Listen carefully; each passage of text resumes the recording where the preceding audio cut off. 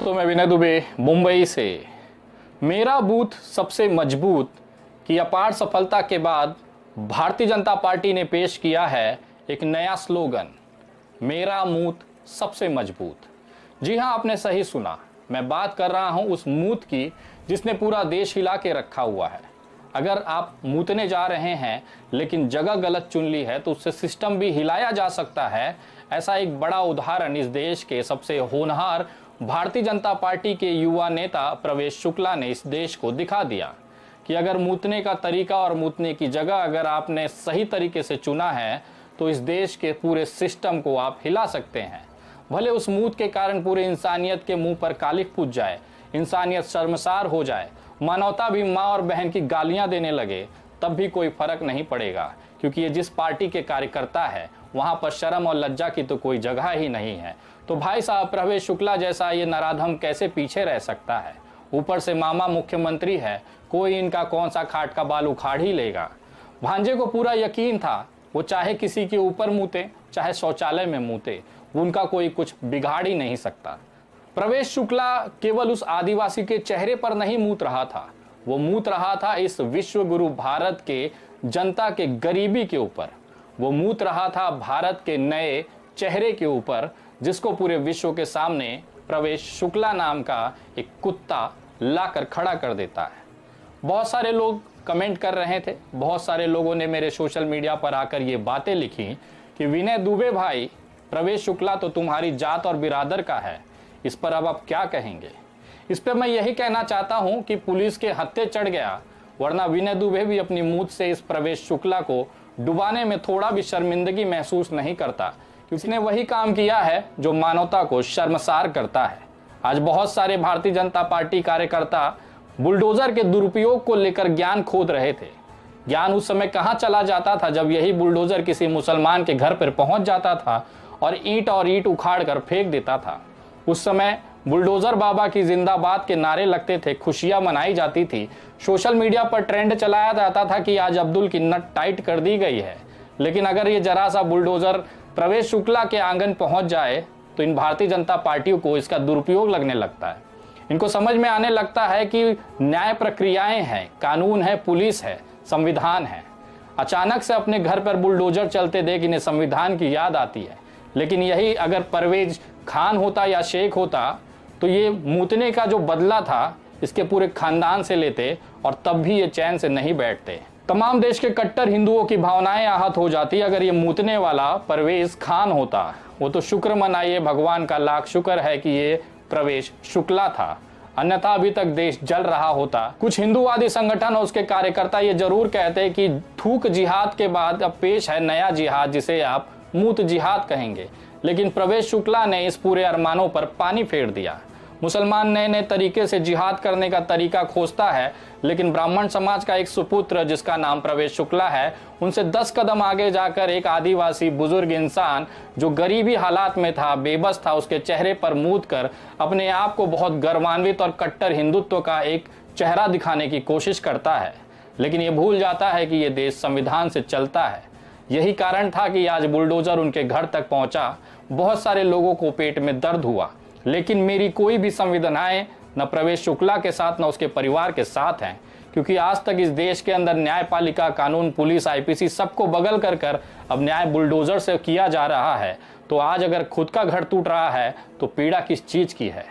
आप भारतीय जनता पार्टी के कार्यकर्ता हैं, आप चाहे जो नंगा नाच करिए, लेकिन कम से कम वो नंगा नाच मत करिए कि आपके परिवार को, आपके माँ को, आपकी दादी को रोना पड़े। आज जिस तरह से प्रवेश शुक्ला की माताजी, उनकी दादी हाथ जोड़कर मीडिया कर कैमरे के सामने भीख मांग रही थी, इससे प्रवेश शुक्ला का तो जो सीना था वो 56 इंच का हो ही गया होगा। शायद इसी दिन के लिए वो नेतागिरी कर ही रहे थे कि ऐसा कोई मौका मिल जाता, वो बड़े स्टार हो जाते, और आज वाकई देश ने उन्हें स्टार बना दिया। लोग अपने अच्छे कर्मों की वजह से, बुरे कर्मों की वजह से पहचाने जाते हैं, लेकिन प्रवेश शुक्ला वो कुत्ता है जो अपनी ऐसी हरकत के लिए हमेशा से जाना जाएगा जिसे मध्य प्रदेश का मूत कांड कहेंगे। और इसमें भीख मांगते हुए इनके पिताजी, इनकी माता और इनकी दादी को हमेशा याद रखा जाएगा और भविष्य में उदाहरण के तौर पर दिया जाएगा, बताया जाएगा कि भैया ऐसा कोई काम मत करो कि आपके परिवार को हाथ जोड़कर भीख मांगना पड़े। मैं मध्य प्रदेश सरकार की सराहना करता हूं कि उन्हें त्वरित कार्रवाई करते हुए, भले दिखावटी ही त्वरित कार्रवाई की, लेकिन किया तो सही। नहीं उनका घर तोड़ा, कम से कम बगीचे का एक पेड़ तो उखाड़े, एक पतरे की जो सीमेंट का पतरा था कम से कम वो तोड़कर कुछ तो खाना पूर्ति की। अगर यही कोई मुसलमान होता तब मामा जी का तेवर देखना था। वहां पर जो मुख्यमंत्री हैं, जो गृह मंत्री हैं, उनके तेवर देखने थे। ईंट से ईंट बजा देंगे, मिट्टी में मिला देंगे, ये सब केवल मुसलमानों के लिए है। अगर आपके नाम के आगे शुक्ला, दुबे, पांडे, मिश्रा ये जुड़े हैं तो आप घबराइएगा नहीं। आप चाहे इंसानियत के चेहरे पर मूत लीजिए, किसी आदिवासी के चेहरे पर मूत लीजिए या किसी भी धर्म के चेहरे पर मूत लीजिए, आपका ज़्यादा कुछ बिगड़ेगा नहीं। घर में 2-4 पेड़ जरूर लगाइएगा, क्योंकि सरकार को कार्रवाई दिखाने के नाम पर आपके जो बगीचे का पेड़ है वो उखाड़ के वो अपनी पीठ जरूर थपथपाएंगे कि हमने समय रहते त्वरित कार्रवाई की। करंट की तेजी के साथ दौड़ते हुए बुलडोजर गया और प्रवेश शुक्ला के आंगन का एक पेड़ उखाड़कर हमने उसे कठोर से कठोरतम सजा दे दी। ये उस देश का मैं दृश्य बता रहा हूं जहां पर जात और धर्म के नाम पर अपराधी नहीं देखे जाते, लेकिन प्रवेश की जगह परवेज हो जाए तो माहौल बदल जाता है। भारतीय जनता पार्टी को वो मौका मिल जाता है जिसमें वो अपना विधवा आलाप करना शुरू कर देती है। बहुत सारे संगठनों के पेट में दर्द होने लगता है, सड़क पर उतरकर तांडव करेंगे, तलवारें लहराई जाएंगी, नारे लगाए जाएंगे, लेकिन ये सारा चीज इस बार मौका नहीं मिला क्योंकि परवेज नहीं था, प्रवेश था। लेकिन इस सब के बीच में बहुत सारी ऐसी खबरें थी जो दब गई। अब जो खबर मैं आपको बताने जा रहा हूं ये हमारे इंसानियत और संविधान के हिसाब से सबसे बेहतरीन खबर है, लेकिन भारतीय जनता पार्टी के लिए ये बुरी खबर है। खास तौर पर उस संगठन के लिए जो खुलेआम हिंसा करने के लिए, कत्लेआम करने के लिए तलवारें लहराकर किसी एक धर्म विशेष के प्रार्थना स्थल के बाहर मुजरा करते हुए दिखाई देते होंगे, उनके लिए ये खबर बहुत मायने रखती है। क्योंकि ये खबर जुड़ी है आज से कुछ साल पहले की झारखंड की एक घटना को लेकर, जिसे आप तबरेज अंसारी की मॉब लिंचिंग के नाम से जानते हैं। मैं जानता हूं ये नाम को आप भूल चुके होंगे। कुछ यादें ताजा करने के लिए मैं अगर उदाहरण दूं तो तबरेज अंसारी नाम के एक लड़के को एक पेड़ से बांधकर झारखंड में कुछ कुत्तों ने घेर कर पीट पीट कर मार डाला था। वो सोच रहे थे कि भारत में भारतीय जनता पार्टी की संविधान है, भारतीय जनता पार्टी के लोग, उनके कार्यकर्ता, ये दल वो दल, ये संगठन वो संगठन, तमाम लोग उनके साथ हैं और मुसलमान को मारकर उन्होंने वीरता का काम किया है। लेकिन वो भूल गए थे कि ये देश संविधान से चलता है।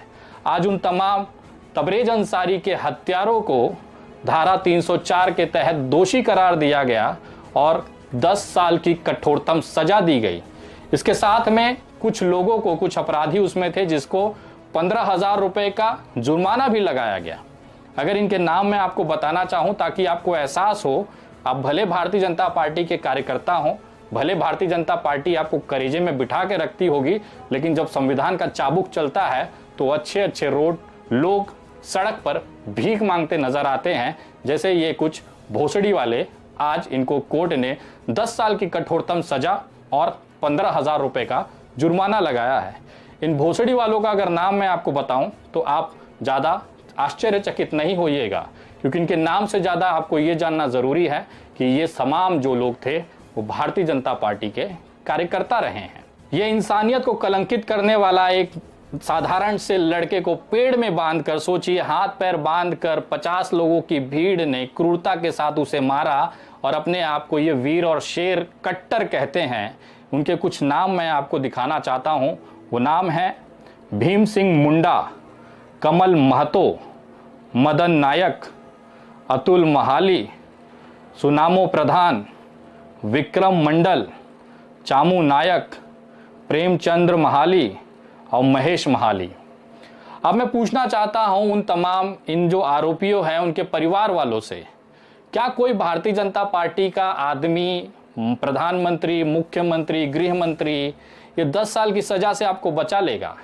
एक तबरेज तो चला गया, लेकिन 10 परिवारों को वो इसकी सजा दिला गया। उसकी जान तो आप लोगों ने पेड़ में बांधकर हत्या कर ले ली, लेकिन आपकी जिंदगी के महत्वपूर्ण 10 साल अब जेल में आप सड़ के बिताएंगे। ये होती है संविधान की ताकत।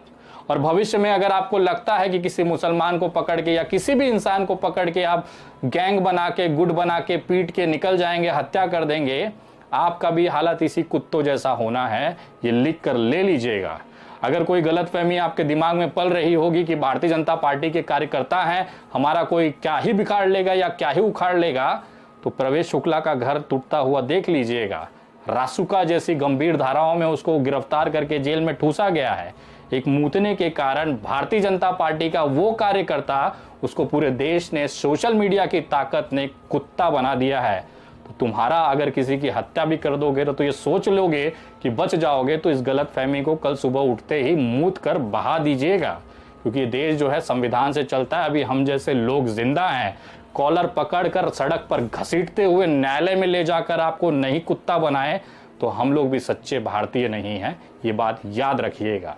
और जो अभी ताज़ा घटना हुई है बिहार के सारण में, जहरुद्दीन नाम के एक इंसान की, जो कि 55 साल का लॉरी चलाता था, उसको भी घेर कर जलालपुर थाना के सामने कुछ लोगों ने मार दिया, इसी गलत फहमी में कि तबरेज अंसारी को मार दिया तो हमारा क्या ही बिगड़ गया, तो जहरुद्दीन को भी मार देंगे तो हमारा क्या ही बिगड़ जाएगा।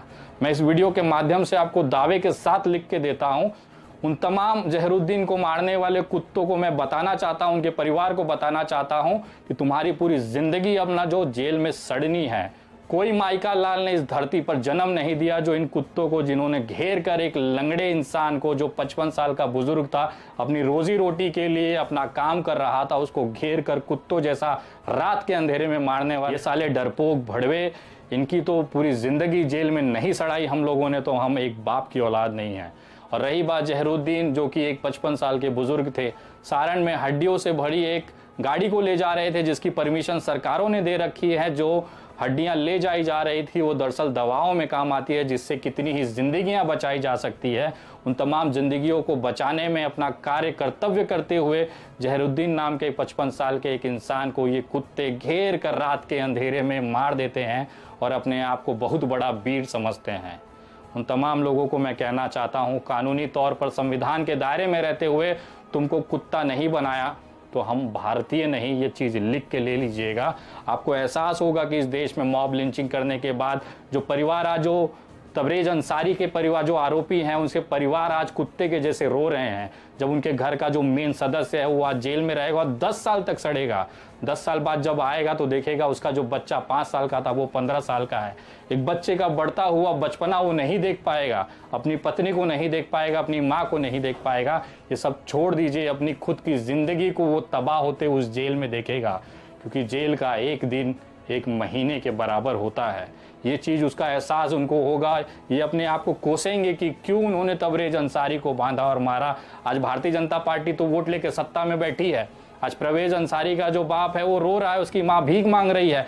भारतीय जनता पार्टी, उसके विधायक आज भी एसी में सोएंगे, लेकिन अब ये जिंदगी भर प्रवेश शुक्ला जैसा इंसान जेल में सड़ेगा। तबरेज अंसारी के ये जो आरोपी कुत्ते हैं ये जेल में सड़ेंगे।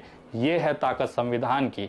और रही बात जहरुद्दीन के मामले में, मैं बहुत जल्द बिहार जा रहा हूँ, उनके परिवार को मिलूंगा और अपनी तरफ से जो भी मदद है, चाहे वो कानूनी हो, चाहे आर्थिक हो, चाहे सामाजिक हो, जहरुद्दीन के परिवार के साथ मैं खड़ा हूँ। आज मेरी दोपहर में वहाँ के स्थानिक लोगों से बात हुई है। ये पता चला है कि जहरुद्दीन का जो बेटे हैं वो विदेश में काम करते हैं, वहाँ पर दिहाड़ी मजदूरी कर कर कैसे अपना घर का पेट पालन और पोषण करते थे। जहरुद्दीन की, जो कि 55 साल के थे, उनकी माता आज भी जिंदा है। एक बुजुर्ग माँ के सामने उसके बेटे को मार दिया गया। लाश इस हालत में थी कि दफनाते समय वहाँ पर खड़े सारे लोगों की रूह कांप गई। ये हालत करने वाले उन तमाम लोगों को बख्शा नहीं जाएगा। उन बेटियों के आंखों से निकलने वाले आंसू के हर एक कतरे का बदला कानूनी तौर पर लिया जाएगा। उनकी जो बेटियां थी, उनकी शादी वो कर चुके थे। केवल बूढ़ी माँ अपने आप और अपनी पत्नी को संभालने के लिए वो इस तरह से ड्राइवरी का काम करते थे।